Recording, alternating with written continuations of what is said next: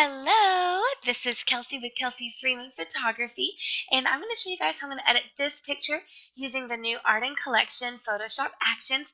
This action set is filled with a bunch of brown tones, all sorts of moody kind of edits. I'm so excited about it. So let's go ahead and get started. So what I'm going to do is I'm going to start off with a base action. It's really just going to help me set the tone for the entire picture, to get my colors how I want them off the bat. So I am going to be using Quiet Wind. So I'm going to click on it and I'm going to press play, and it's going to do all the work for me. And as you can see, there's an opacity slider up here. Use this. I use it all the time for like every action I run. Sometimes I may want to up it and use more. Sometimes I may want to use less. So I'm actually going to lower the opacity on this one to right about there. And then I'm going to scroll on down and I'm going to use some tone add-ons. So the first one I want to use is I'm going to be using Robin. Oopsie, it's a really, really nice brown. It's not too warm or too orangey. It's a really nice, cool kind of brown. But I'm not just going to use Robin. I'm going to use another one as well. And I actually really like that the opacity that it's on right now. So I'm actually not going to tweak the opacity on this layer. So now I'm going to add one more. I'm going to add Horizon. It's a really nice warm, kind of dramatic edit, and I'm going to lower the opacity on this because it's a little too much for me. So maybe right about there or so. So I think that's pretty good for tone add-ons. I want it to be pretty moody.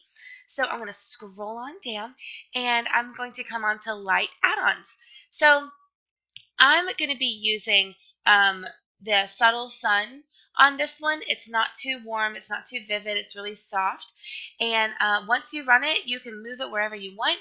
So I'm actually going to drag it up to this top corner, and I'm going to have actually two suns. Don't be afraid to use more than one, as long as you can't like see the center of the sun.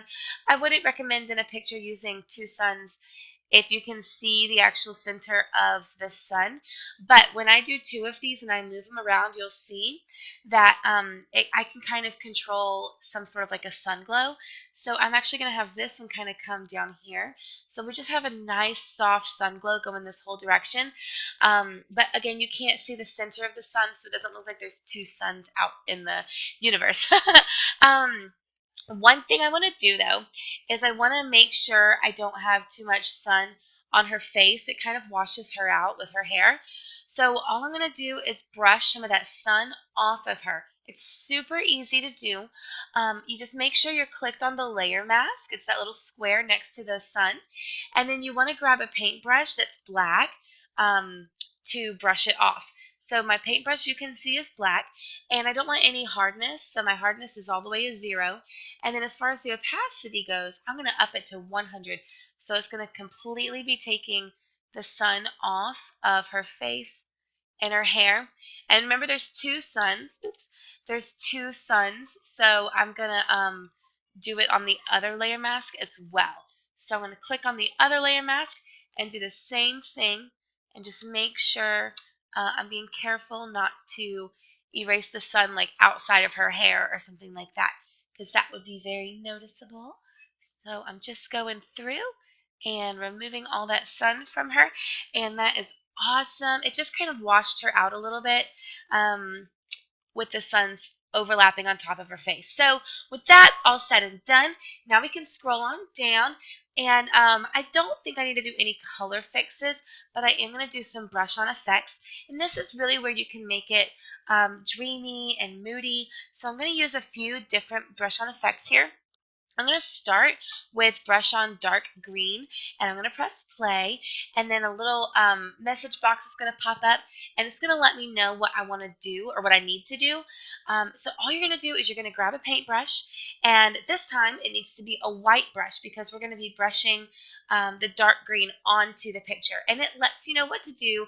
Make sure you have a soft paintbrush, it doesn't have any hard edges. So I'm grabbing my paintbrush here, and I want to make sure I've got a white paintbrush, and then I don't have any hardness on my edges. I am going to make it rather big so it's not a super small brush and it's very feathered out. And then the opacity on it, I'm going to lower it down to about 60 or so. And I'm just going to brush this on to the greenery. That's all I'm going to use this one for. And just brush it on like so. All right. And then I'm going to use another uh, soft brown. I'm going to use another brush on. I'm going to do brush on soft brown. Press play. Again, it lets me know what to do. The same thing. You just want to have a large, soft, white paintbrush. And I'm going to zoom on out here. That way I can see the whole picture better. And I also have more control. If I was zoomed in and I wanted to brush down here at the bottom corner, I couldn't because it stops me from brushing too far. Because I'm so zoomed in. But if I zoom out, I can brush all the way down here and just barely brush outside of the into the image. So I'm going to zoom out, and then I am going to kind of just swoop right alongside the bottom like so, up like that. I don't want to go too crazy with the browns, just pretty subtle like that. And I'm going to do brush on soft black, and we're going to do like the same thing. So I'm going to zoom on out, but this time I'm going to kind of go more so around the whole picture like so. I'm going to zoom on in here. Now, you see that because I used such a large paintbrush with soft edges, it overflowed onto her hands and stuff like that, and we don't want that. So we're going to do the same thing we did with the sun. We're going to basically remove the black that we just painted on. We're going to hide that. So I'm going to continue to use a paintbrush, and we're going to make sure we're still selected on that layer mask. But this time I'm going to use a black paintbrush. I'm going to zoom into her hands here. I'm going to get a really small brush, and I'm going to up my opacity all the way to 100 so that I can totally get rid of all of this. There we go. So I'm just going to work my way around and make sure that I get all of this dark black off of her arm and her body. I believe it even kind of overflowed onto her face. So we're just going to remove all of it. All right. So I'm not worried about the bottom. I want it around the bottom because it'll add some drama, like a vignette. But I just don't want it on her hand and her arm. I'm going to do the same thing to the soft brown because that also got onto her. And I just don't want it to look too dull and dark over her hand and her arm. So we're going to just go around like so, and just make sure to take your time. You want to make sure you're pretty precise, because if you use a really large brush and just start going like this all over the place, you'll be able to see what you did on the outline, on the outside of your subject. So you want to make sure you avoid using too large of a brush and kind of going crazy. So just take your time. Almost done. I'm going to make sure I didn't get any like all over her face. That's perfect. So I'm going to zoom on out here.